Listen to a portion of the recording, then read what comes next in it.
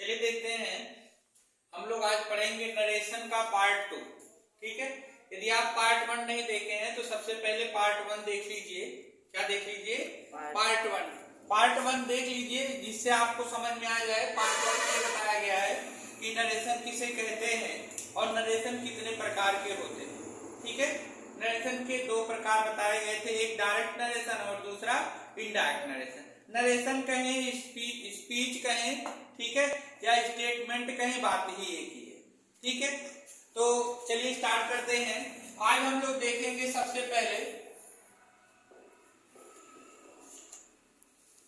Direct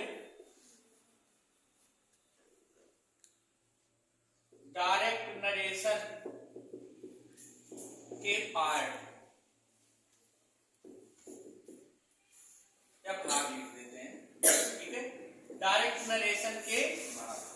ये इसलिए महत्वपूर्ण है, जब हम डायरेक्ट से इनडायरेक्ट में बदलने के नियम बताएंगे तब वहां पे आपको ये ध्यान देना है कि कौन सा वर्ड क्या होता है। जब तक पहचान ही नहीं पाएंगे, जैसे हम रिपोर्टिंग क्लास बोले, जान ही नहीं पाएंगे रिपोर्टिंग क्लास क्या होता है तो कैसे क्या करेंगे। ठीक है, तो डायरेक्ट नरेशन के भाग हम सीखेंगे। एक उदाहरण लेके सीखते हैं। जैसे कहा जाए, Sita said to me, comma inverted comma शुरू, I am cooking the food. I am cooking the food. ठीक है, ये सेंटेंस है, डायरेक्ट नरेशन का है, डायरेक्ट स्पीच है। यहां देखेंगे सीता सेड टू मी कहा जा रहा है। ठीक है, और comma inverted comma, I am cooking the food. तो डायरेक्ट नरेशन दो भागों में डिवाइड हो जाता है। कितने भागों में? दो भागों। यहां से यहां तक एक इन्वर्टेड कामा के अंदर का भाग और एक इन्वर्टेड कामा के बाहर का भाग। तो इन्वर्टेड कामा के बाहर के भाग को हम बोलते हैं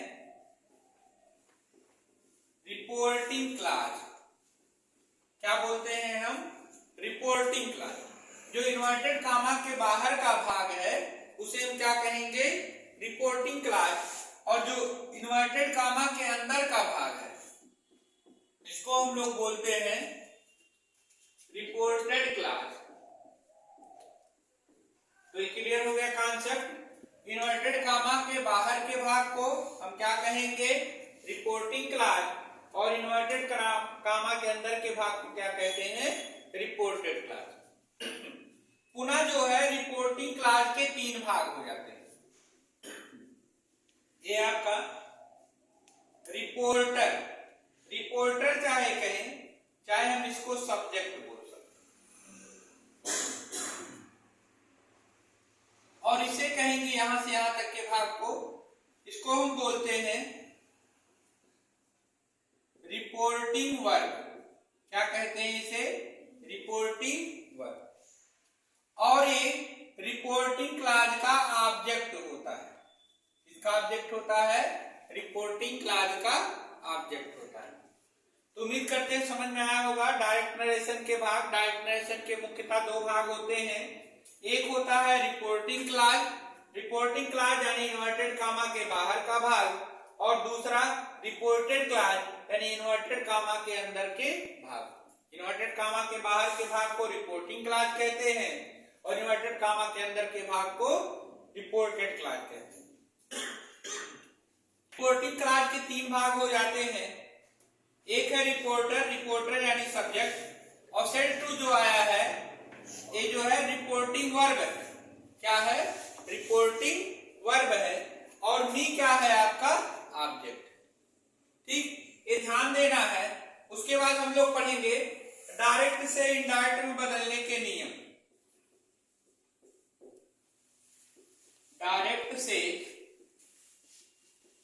इनडायरेक्ट में बदलने के क्या पढ़ेंगे? डायरेक्ट से इनडायरेक्ट में बदलने के नियम। पहला नियम क्या कहता है? यदि रिपोर्टिंग क्लास में रिपोर्टिंग क्लॉज यही है। यदि रिपोर्टिंग क्लॉज में ऑब्जेक्ट ना हो, यदि रिपोर्टिंग क्लॉज में ऑब्जेक्ट ना हो तो रिपोर्टिंग वर्ब को ज्यों का त्यों लिख देते हैं। ठीक है, क्या करेंगे, पहला नियम क्या कहता है, यदि रिपोर्टिंग क्लॉज में ऑब्जेक्ट ना हो तो रिपोर्टिंग वर्ब को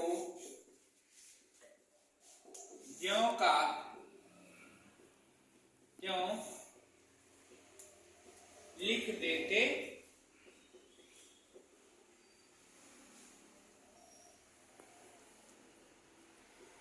क्या बताया जा रहा है, यदि रिपोर्टिंग क्लॉज में ऑब्जेक्ट ना हो, ये ऑब्जेक्ट है, यदि यही ऑब्जेक्ट नहीं है तो रिपोर्टिंग वर्ब को हमें क्या करना है, ज्यों का त्यों लिख देना है। जैसे यदि डायरेक्ट में, और यहां बात करेंगे इनडायरेक्ट, जैसे डायरेक्ट में यदि से आ जाता है तो इनडायरेक्ट में क्या रहेगा, से ही रहेगा।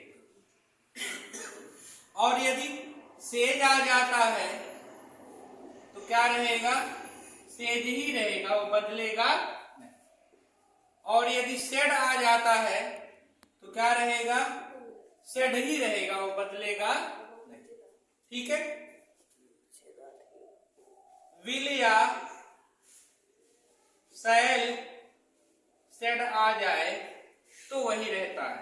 विल या शैल से आए तो ये आपका विल या शैल से ही होगा, इसमें कोई परिवर्तन नहीं। ठीक है, तो उम्मीद करते हैं समझ में आया होगा। फिर से एक बार बताते हैं, डायरेक्ट नरेशन के भाग, डायरेक्ट नरेशन के मुख्यतः दो भाग होते हैं, एक होता है रिपोर्टिंग क्लॉज और दूसरा होता है रिपोर्टेड क्लॉज। ठीक है, रिपोर्टिंग क्लॉज इन्वर्टेड कामा के बाहर के भाग को रिपोर्टिंग क्लॉज कहते हैं और इन्वर्टेड कामा के अंदर के भाग को रिपोर्टेड क्लॉज कहते हैं। ठीक है, और रिपोर्टिंग क्लॉज के तीन भाग हो जाते हैं, एक है रिपोर्टर और दूसरा है रिपोर्टिंग वर्ब और तीसरा है ऑब्जेक्ट। यानी ये ऑब्जेक्ट जो है रिपोर्टिंग क्लॉज का ऑब्जेक्ट है। रिपोर्टर यानी इसको बोलते हैं सब्जेक्ट, और जो ये सेड टू आया है इसको बोलेंगे रिपोर्टिंग वर्ब, और मी जो आया है इसको क्या कहेंगे, ऑब्जेक्ट कहेंगे। ठीक है, अब डायरेक्ट से इनडायरेक्ट में बदलने के नियम, पहला नियम क्या कहता है, यदि रिपोर्टिंग क्लॉज में ऑब्जेक्ट ना हो, यदि रिपोर्टिंग क्लॉज में ऑब्जेक्ट ना हो तो रिपोर्टिंग वर्ब को ज्यों का त्यों लिख देते हैं। क्या करते हैं, रिपोर्टिंग वर्ब को ज्यों का त्यों लिख देते हैं। जैसे डायरेक्ट में यदि से आए या सेज आए तो से या सेज ही रहेगा, उसमें कोई परिवर्तन नहीं। सेड आए तो सेड ही होगा, विल या शैल से आए तो विल या शैल से ही रहेगा, उसमें कोई परिवर्तन नहीं होगा। ठीक है, अभी इसके आगे भी बता रहे हैं इसी वीडियो में, या फिर अलग से वीडियो बनेगा, एक मिनट। चलिए ठीक है, देखते हैं। यहाँ डायरेक्ट से इनडायरेक्ट में बदलने का ये पहला नियम हो गया। ठीक है, ये ध्यान देना है, यदि ऑब्जेक्ट नहीं, यहाँ देखिए ऑब्जेक्ट है ना, ये ऑब्जेक्ट नहीं रहेगा, मतलब टू भी नहीं आएगा, केवल सेड ही आएगा। ठीक है, तो ऐसी स्थिति में हमें कुछ नहीं करना है, सेम वैसे ही लिख देना है। ठीक, चलिए देखते हैं इसका दूसरा नियम। दूसरा नियम क्या कहता है,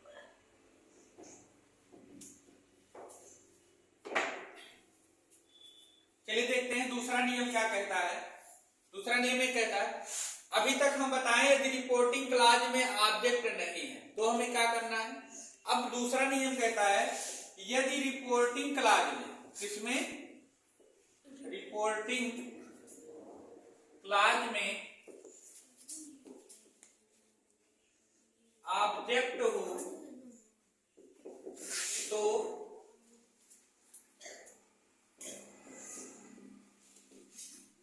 रिपोर्टिंग वर्ब में निम्नलिखित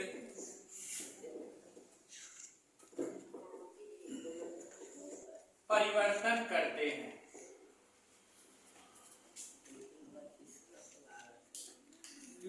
परिवर्तन करते। देखिए कौन सा परिवर्तन होगा, यहां समझ लेते हैं। यहां डायरेक्ट हो जाएगा और यहां इनडायरेक्ट। ठीक है, ये ध्यान देना है, बहुत बच्चे गलती करते हैं। जैसे यदि से टू आ रहा है, डायरेक्ट में क्या आ रहा है, रिपोर्टिंग वर्ब में से टू आ रहा है। ठीक है, तो से टू को किस में बदल देते हैं, टेल में बदल देते हैं। से टू को किस में बदल देंगे, टेल में। और यदि सेज टू आता है तो इसको किस में बदल देते हैं, टेल से। से टू को टेल में, मतलब टू लेके बदला जा रहा है। ठीक है, इतना नहीं, बदलने के बाद फिर टू लगा दो वहां पे। से टू को टेल में और सेज टू को टेल्स में, और फिर यदि सेड टू आए तो इसको टोल्ड में बदल देते हैं। सेड टू को किस में बदल देना है, टोल्ड में। और फिर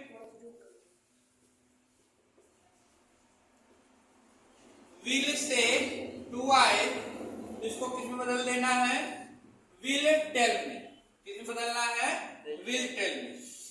और यदि शैल से टू आए तो इसको किस में बदल देंगे, शैल टेल में। फिर से बताते हैं एक बार। यदि रिपोर्टिंग क्लॉज में ऑब्जेक्ट हो तो रिपोर्टिंग वर्ब में निम्नलिखित परिवर्तन करते हैं। रिपोर्टिंग क्लॉज की बात करें, तुरंत समझ लीजिए इन्वर्टेड कामा के बाहर का भाग। इन्वर्टेड कामा के बाहर के भाग को हम क्या कहते हैं, रिपोर्टिंग क्लॉज कहते हैं। यदि उसमें ऑब्जेक्ट हो तो रिपोर्टिंग वर्ब में निम्नलिखित परिवर्तन करते हैं। डायरेक्ट हो गया या क्या हो गया, इनडायरेक्ट। डायरेक्ट में यदि से टू आए, से टू को हम किस में बदल देते हैं, टेल में। सेज टू आएगा तो टेल्स में, से टू आएगा तो टोल्ड में, और विल से टू आएगा तो किस में बदल देंगे, विल टेल में। शैल से टू आएगा तो किस में बदल देंगे, शैल टेल में। ठीक है, उसके बाद तीसरा नियम क्या कहता है, डायरेक्ट से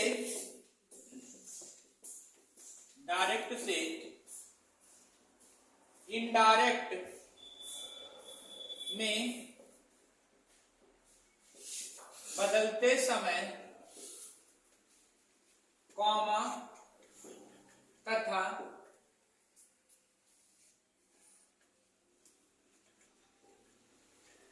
इन्वर्टेड कॉमा हटा देते हैं। कामा तथा इन्वर्टेड कामा हटा देते हैं। ठीक है, तथा दोनों क्लाजों को